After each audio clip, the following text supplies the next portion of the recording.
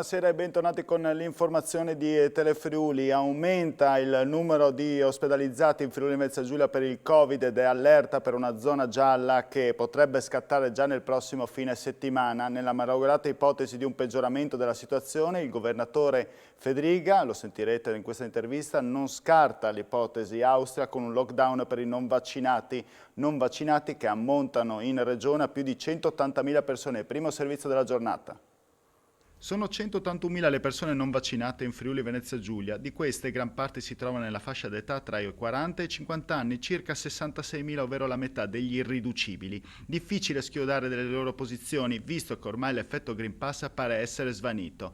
Nell'ultima settimana sono state inoculate solamente 2.300 prime dosi, quasi quante se ne somministrano in un giorno per la terza dose, e a questo proposito il Friuli Venezia Giulia è al quartultimo posto in Italia con solamente il 10% della popolazione over 60 completamente protetta. Non va meglio per quanto riguarda i contagi. Se Trieste viaggia sopra i 500 casi per 100.000 abitanti, Udine non sta meglio e ha visto raddoppiare, se non quasi triplicare l'incidenza nell'ultima settimana da 67 a 151. Critica la situazione nella terapia intensiva sopra la soglia critica del 10%, vicina al 15% quella degli altri reparti, che viaggia a un aumento di quasi 10 posti letto occupati al giorno. Il che vuol dire zona gialla già nel prossimo fine settimana o ben che vada tra 15 giorni. E il presidente Fedriga, anche se non lo dice a chiare lettere, non esclude il modello austriaco nel caso in cui si dovesse arrivare, nella peggiore delle ipotesi, tra qualche mese in zona arancione o rossa. La zona gialla non penso che rappresenti una grave criticità in termini di aperture e chiusure, sicuramente in termini di contagio, perché comporta soltanto mascherine all'aperto e 4 al ristorante. Il problema sarebbero ipotetiche zone arancioni o addirittura rosse. In quel caso io credo che il prezzo di quelle chiusure non si possa far pagare a chi si è vaccinato, a chi ha rispettato le regole, a chi sta difendendo se stesso e la nostra comunità. Abbiamo detto che aumenta il numero degli ospedalizzati, ma anche quello dei contagi, 524 oggi. Su 7.061 tamponi molecolari sono stati rilevati 489 nuovi casi, con una percentuale del 6,93%. Su 19.958 test rapidi antigenici realizzati sono stati rilevati 35 casi. Nella giornata odierna si registra un decesso, un uomo di 75 anni di Pordenone. Le persone ricoverate in terapia intensiva sono 20, quelle in altri reparti sono 143, ovvero più 9 rispetto a ieri. Relativamente ai casi registrati all'interno del servizio sanitario regionale sono 19 contagi. Per quanto riguarda infine le residenze per anziani sono stati rilevati 10 casi tra gli operatori, 9 a Trieste e 1 a Tolmezzo, 21 tra gli ospiti, 19 a Trieste, 1 a Muggia e 1 a Gorizia. Flop della manifestazione No Green Pass a Gorizia, con poche centinaia di persone al corteo e il sit-in al Parco della Rimembranza. Sentiamo. Sono stati in circa 400 le persone che hanno aderito al corteo No Green Pass di Gorizia. La manifestazione, partita oggi alle 15:30 e proseguita fino a sera, si è sviluppata tra il piazzale della stazione e Parco della Rimembranza, sotto il controllo delle forze dell'ordine e del sistema d'ordine interno agli organizzatori. Così come a Trieste e in molte altre città italiane, i partecipanti hanno chiesto la fine dell'obbligatorietà della certificazione verde, puntando il dito contro il governo Draghi. Arrivati al parco, i manifestanti hanno tenuto una seduta pubblica, ponendo al centro la tematica non solo del Green Pass, ma del vaccino stesso. Come sottolineato dal prefetto Ricciardi, tutto si è svolto rispettando le norme. I manifestanti hanno rispettato le indicazioni sul percorso, c'erano tra gli organizzatori diverse persone con pettorine colorate per consentire di individuare delle persone che fossero il punto di riferimento all'interno dei manifestanti, c'erano tante persone con la mascherina, mi sembra tutto sia andato secondo quanto stabilito.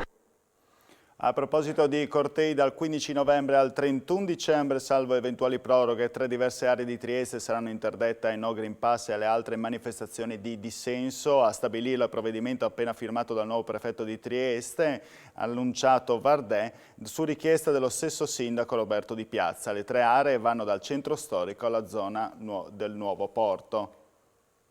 Continuano le minacce ai danni del vicepresidente della regione Riccardo Riccardi e di chi in prima linea sta combattendo contro l'epidemia da coronavirus da poco meno di 2 anni. Questa mattina il vicepresidente della regione Friuli Venezia Giulia, con delega alla salute, ha denunciato alle autorità competenti le frasi, potete vedere, intimidatorie ricevute su Facebook attraverso Messenger. Il Tribunale dei minori di Trieste ha attribuito a una donna, anche a prescindere dal dissenso paterno, il potere di esprimere il consenso della somministrazione del vaccino alla figlia adolescente, che peraltro aveva espresso l'intenzione di farlo. La ragazza, dunque, che non ha ancora 14 anni, potrà vaccinarsi e con l'assenso della madre, diversamente dal parere del padre, che non era d'accordo. I genitori sono separati. La sentenza del Tribunale risale al 5 novembre. In zona gialla i primi a essere parzialmente penalizzati potrebbero essere proprio i ristoratori, con la possibilità solo di sedersi a un tavolo per 4 persone. Niente quindi cenoni e cene sociali quando proprio sta per arrivare il Natale. Per Antonio Dalla Mora, presidente FIP, è il ritorno di un incubo già vissuto negli ultimi 2 anni. Già siamo stati penalizzati tantissimo, speriamo di non incappare in nuove restrizioni, perché adesso quello che arriva è il periodo delle cene natalizie, delle cene aziendali, dei pranzi di famiglia, e quindi ritrovarci con la possibilità di ospitare solo 4 persone al tavolo ridurrebbe tantissimo la possibilità di realizzare tutti questi pranzi e queste cene. Si tratta solo di un'ipotesi, ma il governo starebbe valutando un Green Pass solo per vaccinati.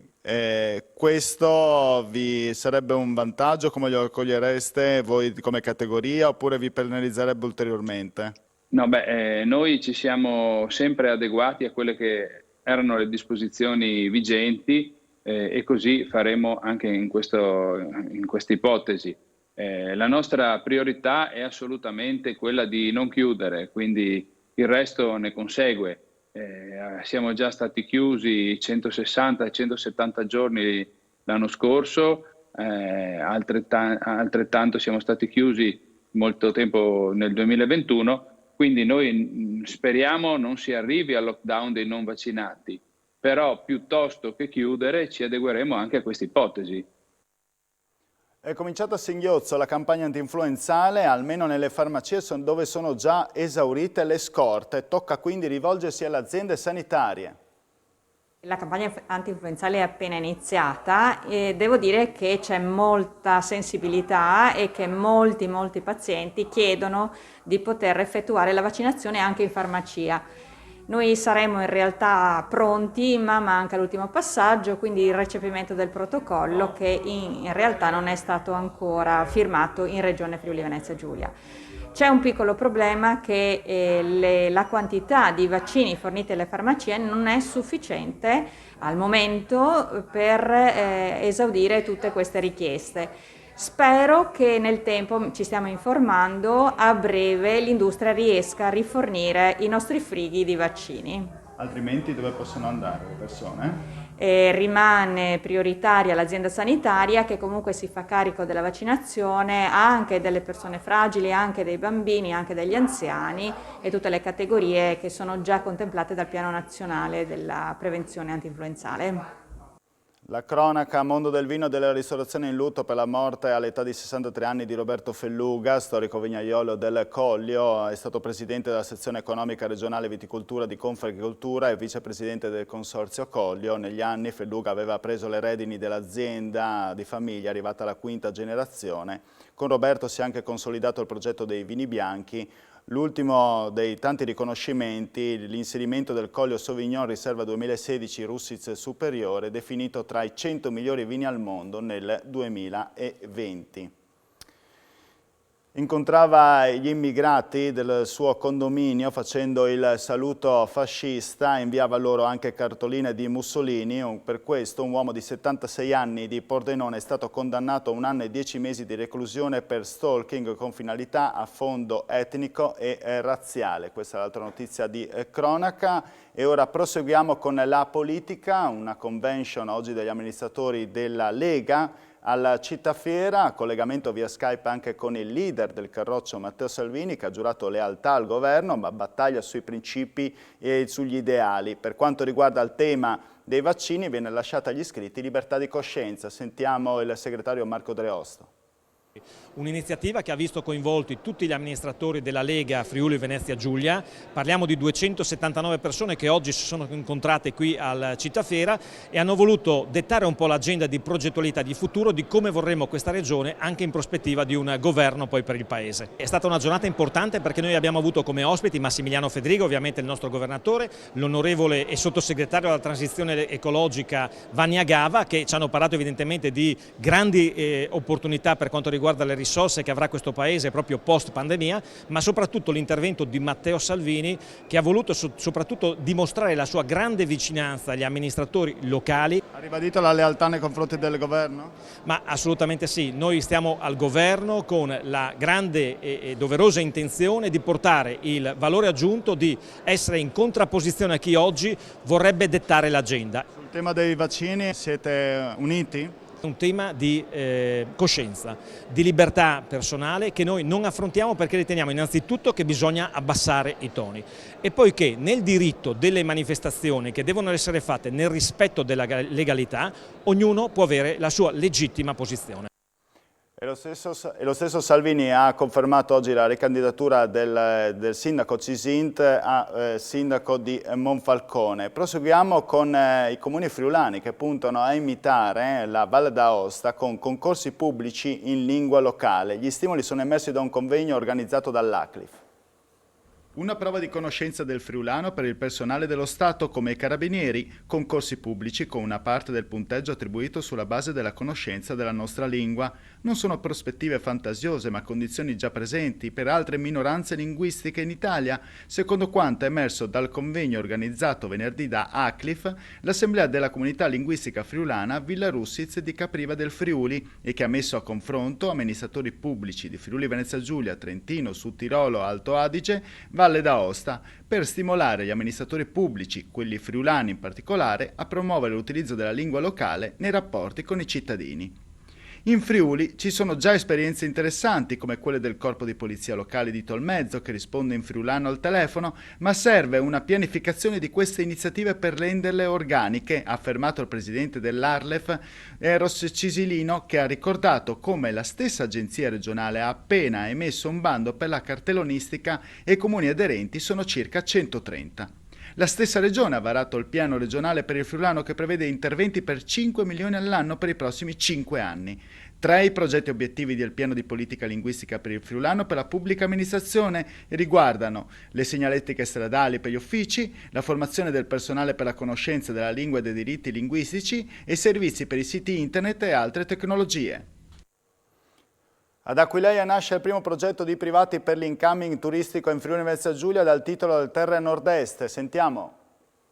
Sicuramente un'iniziativa interessante alla quale insomma, il Consiglio regionale non può che guardare con grande attenzione, perché è un'esperienza che è complementare all'azione di promozione turistica che la Regione, il pubblico fa attraverso le sue strutture, ma la capacità e la possibilità di poter intercettare attraverso alcune parole chiave dell'offerta turistica di questa Regione, che sono la qualità, la diversità delle offerte, la programmazione verso anche mercati che sono a livello globale, la possibilità in qualche modo di ampliare. Allora tutto ciò che in qualche modo consente all'offerta turistica, che porta in sé anche economia, porta in sé promozione, identità, cultura del nostro territorio, è qualcosa da guardare con grande attenzione. Credo che insomma questa alleanza che parte dal basso, che è sussidiaria, perché è bene che chi è sul settore, chi ha l'esperienza, chi in qualche modo ha le competenze, si mette in gioco in prima persona,